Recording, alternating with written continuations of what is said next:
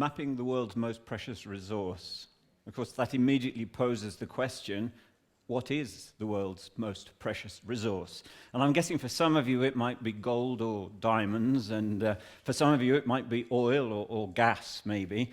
But in fact, for every one of you, and in fact, never mind every one of you, every living thing, it's water. No water, no life. Now, we know that most of the world's water is actually stored in the oceans, and then some of it's stored in the clouds and in snow and in ice, and some of it's under the planet's surface, and some of it's actually in you as well. But less than 1 in 1,000 liters sits in the lakes and the rivers and the wetlands on the land, which is where we live. And so that makes it incredibly important, because it means if we want something to drink, we don't need to dig a well. It's there. Because it sits on the planet's surface, it also affects the climate, and it affects the movement of animals and agriculture, and it affects transport and biodiversity. It affects energy production. It affects culture. Think of a house with a view of a lake and a house without a view of a lake. Sadly, it also affects the movement of pollution and toxin and diseases. So, because of its importance, you would think that we knew where every last drop of it was, but we don't. In fact, all the maps that we have of water are wrong some of the time. And some of the maps that we have are wrong all of the time. And the common thing there is time. We know that water flows and water moves, but in fact, water bodies change too. Lakes dry up. When we dam a river, we create a new lake. It was land, now it's a lake. Rivers meander and move, and we create new rivers as well. We call them canals, but effectively we've created an artificial river. So over the years, what is drawn on a map and what is really there is different. And then even within a single year, things change. As the wet season comes, wetlands form. As the summer season comes, melt ponds form. As the growing season comes, the farmers flood the fields. So even within a year, water changes. So if we're going to map this, ideally, we'd have a time machine. But we don't have a time machine. We do have satellites. And we have satellites like this one that the United States Geological Survey, which is an awful mouthful, so we say USGS, have been flying for many, many years. Now, not only have they been flying them for years, and these things take a picture of the planet's surface every 16 days, they've been keeping the pictures, archiving them, and also making them freely available, so that someone like me can go back in time, and we can look at what the lakes in the Alps around Varese looked like in 1985. So on satellite pictures like this, vegetation looks green, clouds are white, towns and bare soil is the brown color, and water appears black. Because I have my time machine, I can jump forward 30 years as well, and I can look at the change. Now, not much has actually changed in terms of the water here. Lake Maggiore was here 10,000 years ago, and it hasn't changed much in the interim. Some years it does. When it's a very, very wet year, then the lake will expand ever so slightly, and that can have a massive impact if you happen to be living in that little bit of land that's usually land but is now underwater. So it will affect you personally. On the global scale, not such a big impact. But that's not the case globally. If we go to the Amazon forest now, and we're looking at the same sort of area, it's about nearly 200 kilometers across, that picture, same as before. What we can see there is one river coming across the main body of the image, and we can see one road. Then, in the middle of the 1980s, a dam is starting to be built. They've cleaned all the forest out, building a dam to build a hydroelectric power station. Close the dam, and the river starts turning into a lake. And it fills, and it fills, and it fills.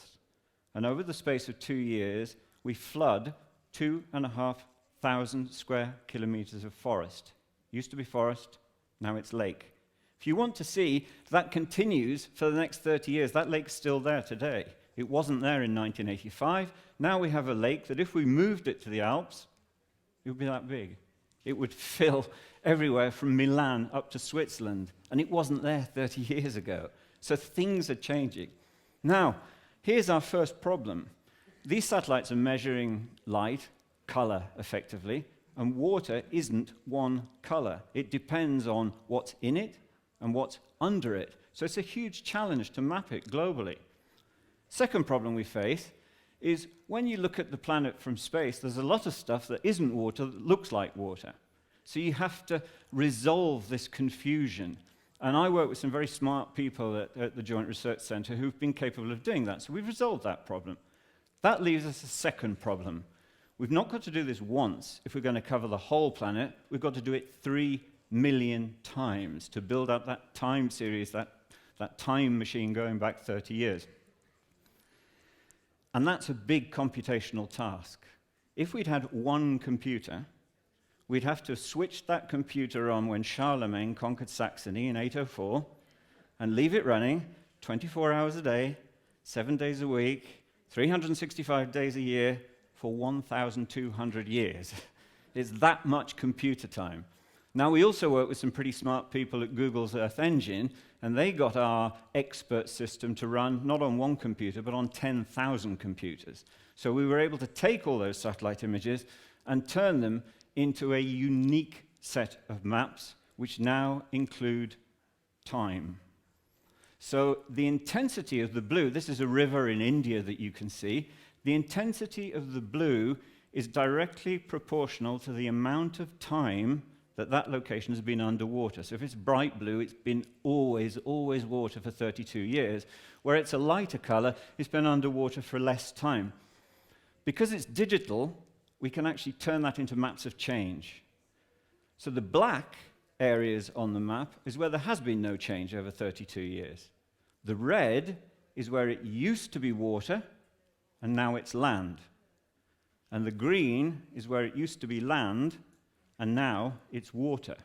And we can compute those changes across the entire planet, and what we find is that the planet, over 32 years, has lost 90,000 square kilometers of lakes and rivers. They've just gone.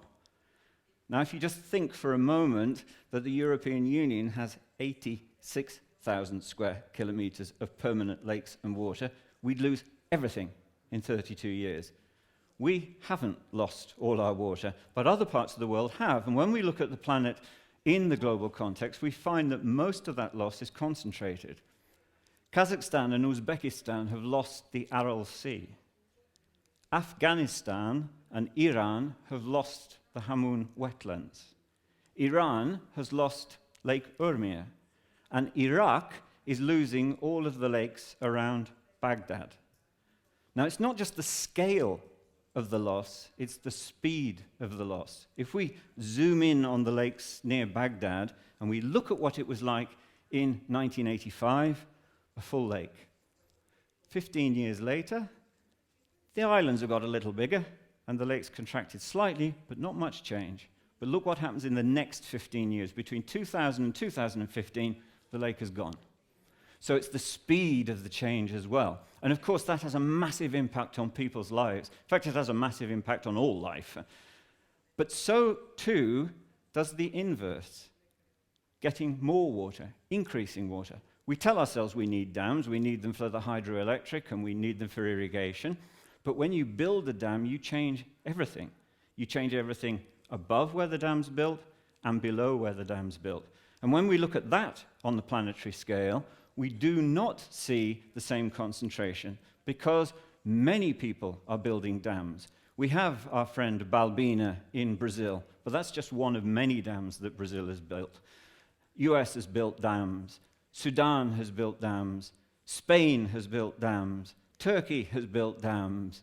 India has built dams. China has built dams. Canada's built dams. Myanmar's built dams. I could carry on for ages. In total, we might have lost 90,000 square kilometers, but we've gained 184,000 square kilometers. That's twice as much water as has been lost. Effectively, the world is getting wetter. Now, most of that is due to dam building, but not all of it. And on the third pole, the Himalayan plateau, we're finding that all of the lakes are increasing in size because of climate change. Increased snowmelt, increased glacier runoff, and every single lake, if we go into the Tibetan plateau, is growing in size. In total, we've lost about 8,000 square kilometers of grazing land, and that's forcing animals away. It's threatening roads, it's threatening villages, it's having a huge impact. So what we're finding is that as we've looked at our planet from space, when we first looked at it, we changed the view of the planet forever. But what we've been doing in the last 30 years is measuring the change that we're wreaking on our planet, that we're exerting on our planet. And we have to change the way that we're working. And if we're going to do that, it's got to be based on facts. Now, seeing is believing. And if I sit on this data and hold it to myself, it's not going to help you or anybody else. So the European Commission's Copernicus Programme and our friends at Google Earth Engine are making all of these maps and all of the data and all of the statistics available free to everybody. So you can go to this map site and you can see the true beauty of our watery world for yourself. Seeing is believing. You can download the data even. So we're making this data available. We're making it available to scientists. We're making it available to politicians. And we're making it available to you. So go there, look at the maps, and enjoy it. Thank you.